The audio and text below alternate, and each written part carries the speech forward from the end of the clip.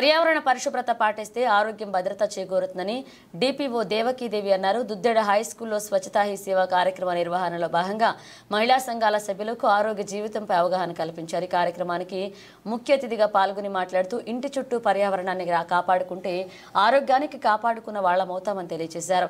పాఠశాలల ఆవరణాల్లో చెట్ల పెంపకంలో వాతావరణం నెలకొందన్నారు. గ్రామ పంచాయతీ డాక్టర్లు తడి పొడి చెత్త వేరు చేసి వేసుకోవాలన్నారు.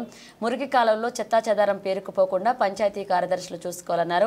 అంతకుముందు స్వచ్ఛతా కార్యక్రమంపై ఉద్దేశించి విద్యార్థులకు పర్యావరణ క్విజ్ పోటీలు నిర్వహించారు. అందుకే పర్యావరణాన్ని పరిరక్షించుకోవడం కోసం మనందరి బాధ్యత అని గుర్తు చేశారు. ఈ కార్యక్రమం ఎంపీడీఓ వెంకటేశ్వర్లు, ఎంపీఓ విష్ణు, స్థానిక పాఠశాలల ఉపాధ్యాయులు, గ్రామస్తులు పాల్గొన్నారు.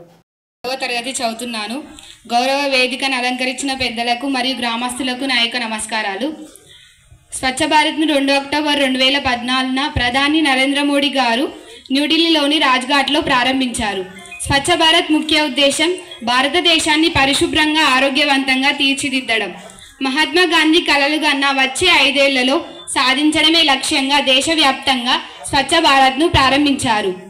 ఈ మిషన్లో భాగంగా మన చుట్టూ ఉన్న పరిసరాలను పరిశుభ్రంగా ఉంచుకోవడం, మన ఇంటి ముందు లేదా మన వీధిలో నీళ్లు నిల్వ ఉండకుండా చూసుకోవాలి. ఎందుకంటే నీళ్లు నిల్వ ఉండడం వల్ల దోమలు అందులో గుడ్లు పెట్టి వాటి సంఖ్యను మరింతగా పెంచుతాయి. దోమలు పెరగడం వల్ల మనకి వ్యాధులు, అనారోగ్య సమస్యలు వస్తాయి. కాబట్టి నీళ్లు నిల్వ ఉండకుండా చూసుకోవాలి. మరియు ప్రతి ఇంటికి 2 చెత్త బుట్టలు వాడాలి. ఒకటి తడి చెత్త మరియు ఇంకోటి పొడి చెత్త. ఎక్కడ పడితే అక్కడ వేయకుండా చెత్తను చెత్త బుట్టలోనే వేయాలి మరియు వేరువేరుగా చేసి వేయాలి. స్వచ్ఛ భారత్లో భాగంగా ప్రభుత్వం గ్రామీణ కుటుంబాలకు మరుగుదొడ్డి నిర్మాణానికి 12,000 రూపాయలు సహాయం చేశారు. గ్రామాలలో ఇప్పటికే మరుగుదొడ్డి నిర్మాణం చేయడం జరిగింది. ఇంకేమైనా నిర్మించుకోలేని వారుంటే నిర్మించుకోవాలి. చెట్ల పెంపకం, ప్లాస్టిక్ వాడకం తగ్గించడం, సురక్షితమైన మంచినీరు త్రాగడం, పర్యావరణ పరిరక్షించుకోవడం, ఇవన్నీ చేయడం వల్ల మన భూమి ఇంకా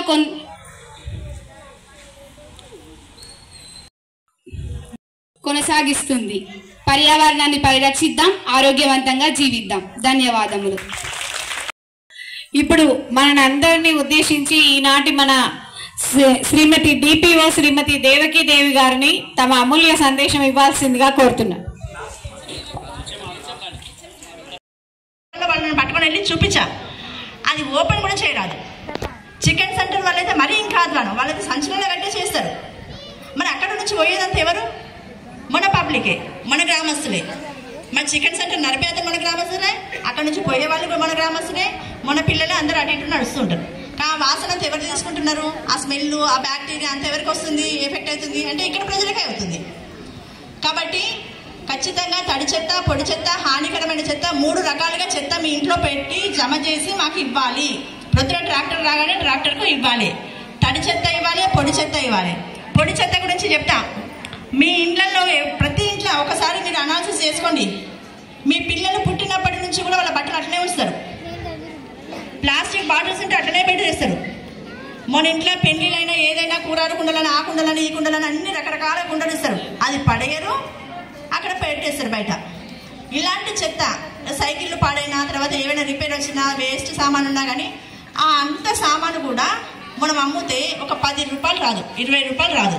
కానీ మనం ఏళ్ళ తరబడి కూడా మన ఇంట్లోనే పెట్టుకుంటున్నాం. దానివల్ల చాలా దోమలు, రోగాలు బాగా వస్తున్నాయి. ఇది ఒకటి. ప్లాస్టిక్ అనేది మీరందరూ కూడా అమ్మాయిలు, మీ ఇంట్లో ఎవరికైనా జ్వరం రాకుండా ఉన్నదా? ఇప్పటివరకు జ్వరం రాని ఇల్లు ఏమైనా ఉన్నదా? దానికి గల కారణాలు ఏంటి? దోమలు. దోమల వల్ల చాలా జ్వరాలు వస్తాయి. ముఖ్యంగా